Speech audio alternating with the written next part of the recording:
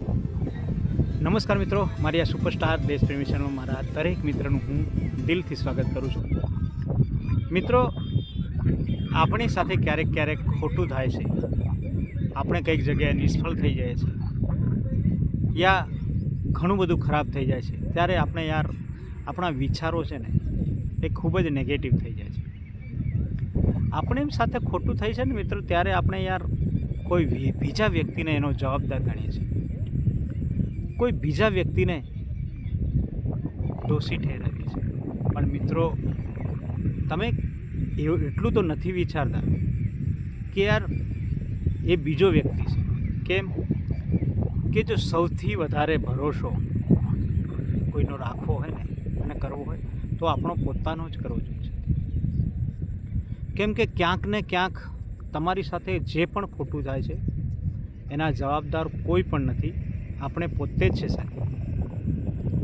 કેમ કે ક્યારેક તમને કોઈ પ્રેમમાં નિષ્ફળતા મળે ત્યારે આપણે સામેવાળી વ્યક્તિને જવાબદાર ઠેરવીએ છીએ કે એને મારી સાથે દગો કર્યો, એને મારી સાથે, પણ એના જવાબદાર માત્ર ને માત્ર આપણે છે. કેમ?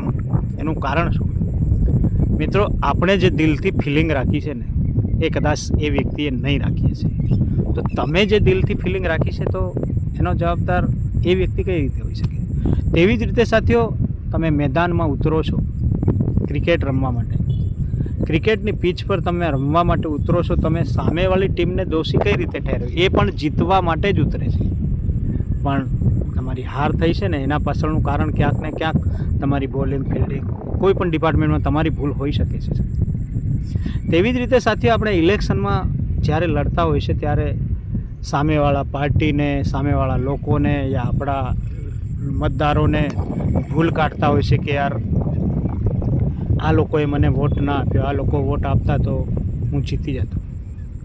પણ સાથીઓ, ક્યારેક એવું વિચારો કે એ લોકો સાથે કદાચ મારું વર્તન સારું ના હોય, એ લોકો સાથે મારું બિહેવિયર સારું ના હોય, કદાચ હું એ લોકોને વ્યક્તિ પસંદ ના હોય, કદાચ મારું કામ ના ગમતું હોય, કદાચ એ લોકો મને પસંદ ના કરતા હોય.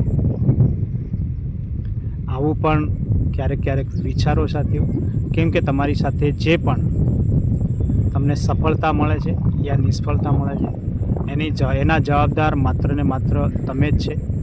કોઈ પણ પ્રકારના કોઈ પણ વ્યક્તિને દોષી ઠેરાવો એ યોગ્ય નથી, એ 1% પણ યોગ્ય નથી મિત્રો. કેમ કે આપણે જે પણ કાર્ય કરવા જઈ રહ્યા ને એ પોતાની આપણી ક્ષમતા જોઈને, આપણી તાકાત જોઈને કે હું આ કાર્યમાં સફળ થઈ કે નહીં, એનું સંપૂર્ણ રીતે તૈયારી કરીને આપણે કામ કરવું. આપણે માત્ર લોકોની આશા પર, લોકોના ભરોસા પર, લોકોના વિશ્વાસ પર કામ કરતા હોય ને ત્યારે ક્યારેય સફળતા નથી મળતી. હા, વિશ્વાસ રાખવો જરૂરી છે, પણ સાથીઓ સાથે તમારું બિહેવિયર અને તમારી જ ભૂલો આવે છે. તમારું માત્ર ને માત્ર તમારી નિષ્ફળતા પાછળ તમે સફળ નથી થતા ને એના પાછળ માત્ર કોઈ પણ વ્યક્તિ જવાબદાર નથી, માત્ર આપણે જ જવાબદાર છે. કેમ કે જો તમને લોકો પસંદ કરતા હોય તો ક્યારે તમારી સાથે ખોટું ના કરે, લોકો સાથે તમારા વ્યવહાર સારા હોય, લોકોનું કામ તમે કરતા હોય તો ક્યારે લોકો તમારા સાથે ખોટું ના વિચારે. આ એક કહેવત છે ને એ પ્રમાણે છે સાથીઓ. ક્યારેક તમે કોઈના માટે ખાડો ખોદો છો ને તો એ ખાડામાં સૌથી પહેલાં તો તમે પણ પડી શકો છો. કેમ કે આપણે કોઈનું ખોટું વિચારશું ને તો આપણી સાથે ખોટું થવાની સંભાવના પૂરેપૂરી છે સાથીઓ. એટલે ક્યારેક સામેવાળા વ્યક્તિની જગ્યાએ જઈને પણ વિચારજો કે તમે જે કંઈક કાર્ય કર્યું છે એ બાબતમાં તમે યોગ્ય છે કે નથી. માત્ર ને માત્ર વ્યક્તિ પોતાને છાસો અને સામેવાળા વ્યક્તિને યા બીજા લોકોને જૂઠા સાબિત કરવામાં જ પડી રહે છે. સાચા વ્યક્તિને ક્યારે પણ સાબિત કરવાનું આવતું નથી. સાચો વ્યક્તિ ક્યારે પણ મારી ખૂબીઓ આ છે તે છે ગણાવતો નથી મિત્રો, એ લોકો જાણતા જ હોય છે. એટલે આપણો કોઈ અધિકાર નથી કે આપણી નિષ્ફળતામાં આપણે બીજા લોકોને જવાબદાર ઠેરવી શકીએ, કે બીજા લોકોને કહીએ કે આ વ્યક્તિ આવું નહીં કરતો તો મારા સાથે આવું ના થતું. જો આપણે કેપેબલ નથી, આપણામાં ક્ષમતા નથી તો આપણે એ કામ કેમ કરવું છે? અને કરવું છે તો પૂરી તાકાત, હારની જવાબદારી યા હાર પસારી લેવાની પણ તાકાત આપણી પાસે હોવી જોઈએ.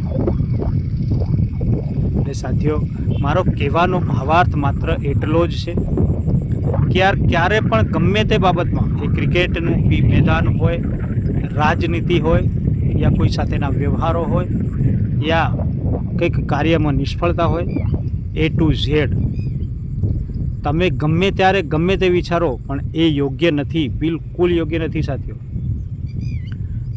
તમારી સાથે જે પણ કાર્ય ખરાબ થાય છે ને, તમારી સાથે જે પણ બાબતમાં ગમે તે XYZ બાબતમાં તમારી સાથે જો ખરાબ થઈ રહ્યો છે ને, તો એનું માત્ર ને માત્ર જવાબદાર આપણે પોતે જ છે.